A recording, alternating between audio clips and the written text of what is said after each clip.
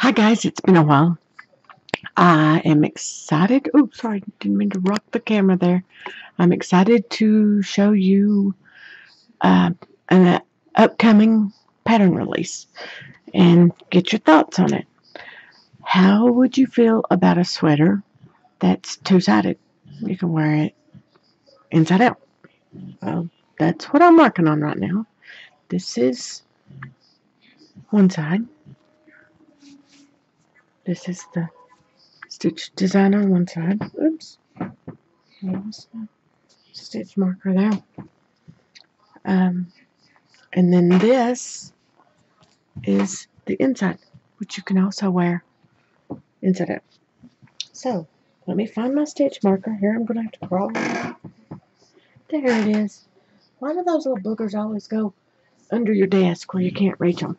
Okay, back to it. So, I thought since this looks a little complicated, I would show you how easy this is. And it's a 4-row repeat. And 2 of the rolls are the same, so it's really easy. Let's see. I want you to be able to see this pretty easy. Okay, this is a regular knit stitch. And this one, you see this one, it has that little bar across it right there. Okay, so you're going to put the bar across this one this time, so you alternate. So I'm going to show you. You pull your yarn to the front, slip this stitch as to purl, and then you move your yarn back to the back, and this stitch below the one that's on your needle. Oh, this camera is green. I don't know why. The stitch below the needle, you're going to knit through that one and pull it off. Move the yarn to the front, slip that as to purl. Try to get this where you can see. Stick your needle through that hole right there and wrap it around like you would knit normally and pull that off and work slip stitch the next. Okay, so you're going to repeat this all the way around. That's where you get these little bars. You can see maybe better down here. So you've got a stitch and a stitch and a bar. I hope you can see that. Maybe spread it out there where you can see it. Okay, the next round is just a plain knit round, like not in the stitch below, just a normal knit round. And then when you come back around where you started with a slip stitch here, you will start with the knit below.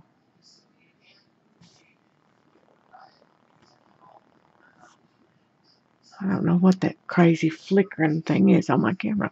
Oh, I have to say, I hope you can't see that like I saw it. But we will see. Okay, now, this is going to be a release. It's going to be a top-down raglan. I'm going to try to have multiple sizes. I'd like to hear your idea on sizes, whether you think I should go from kids to 4 or 5X, and also your thoughts on the reversible prospects of having a sweater that you can wear inside out. So, and I may do more of those. And I'm sorry, I don't know what the name of that stitch is because I had it on some notes. I would, just to guess, I would be thinking it was in like the moss stitch or the seed stitch family. But I'm just guessing. I really don't know. And I don't know who designed it, so I can't give them credit. Next tip I'm going to give you is about choosing colors for Fair Isle, which is my favorite thing to knit. So we've got colors, multiple colors. Let's see if we can get you. I don't know. I'm just grabbing some colors here. Okay, and let's see if we can move the camera back a little bit so you can maybe see them a little better. Oh, can you see that better? No. All right. I need a cameraman.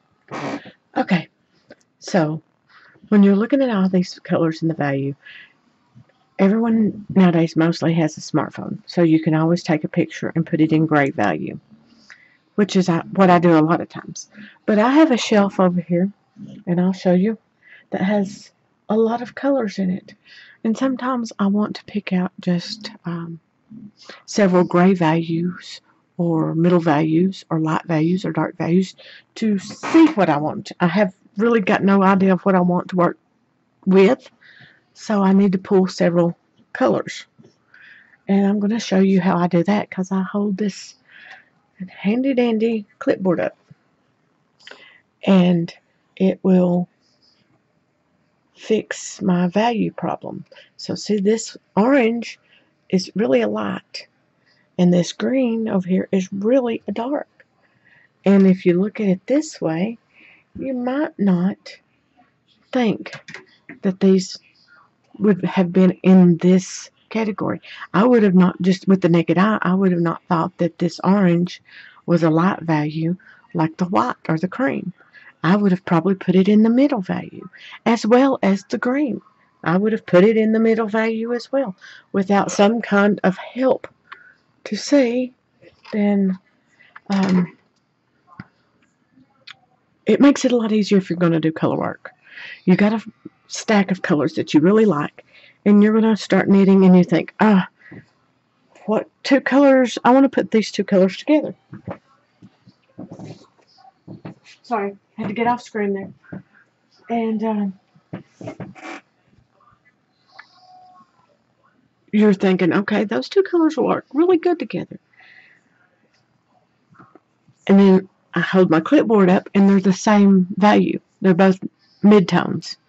And I'm thinking, okay, if I'm standing across the room with that sweater on, sorry, fuzz was driving me crazy, then you're not going to be able to tell if that was a orange or a white easily. I mean, you could have distinguished that there's two colors, but you really want to go light value with a medium or light value with a dark. And it helps to have something.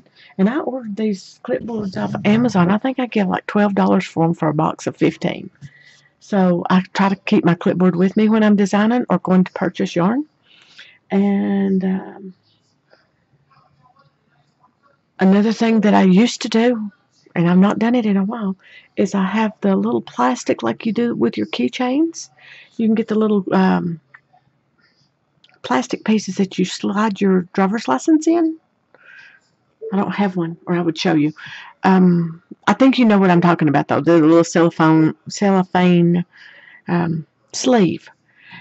And then at Christmas time, you're really lucky you have the different colored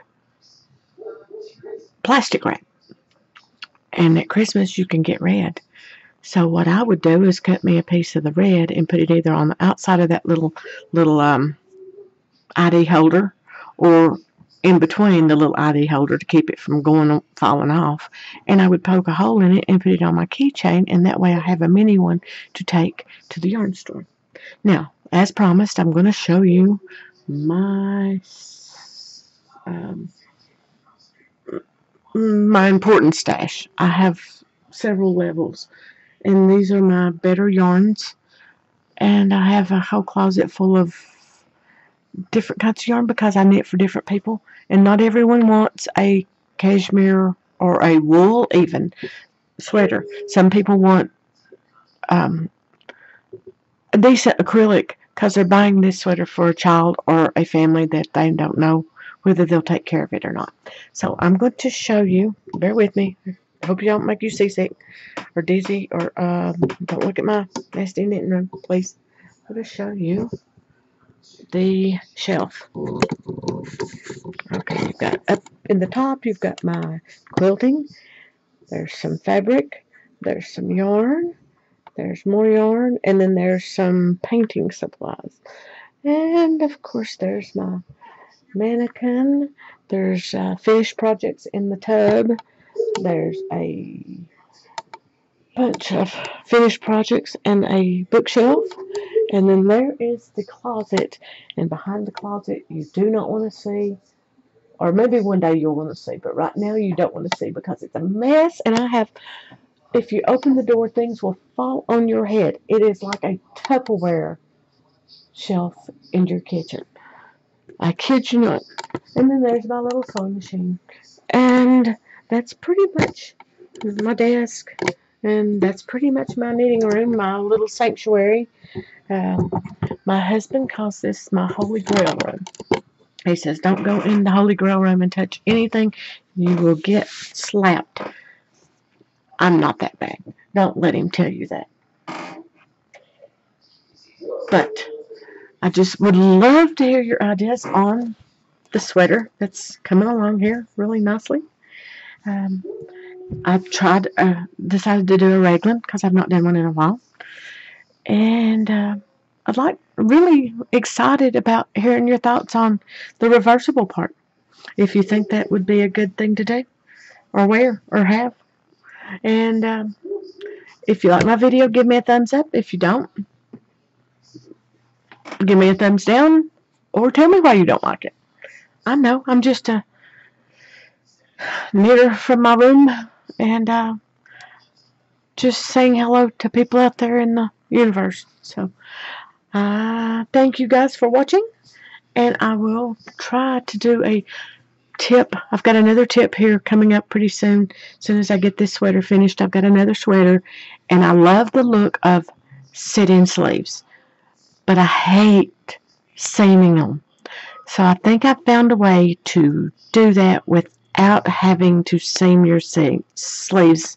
You can just pick up the stitches around and knit as you go. So we're going to try that, and I probably will try that on here and let you guys watch and help me along the way. Okay, have a great weekend. See you guys. Bye.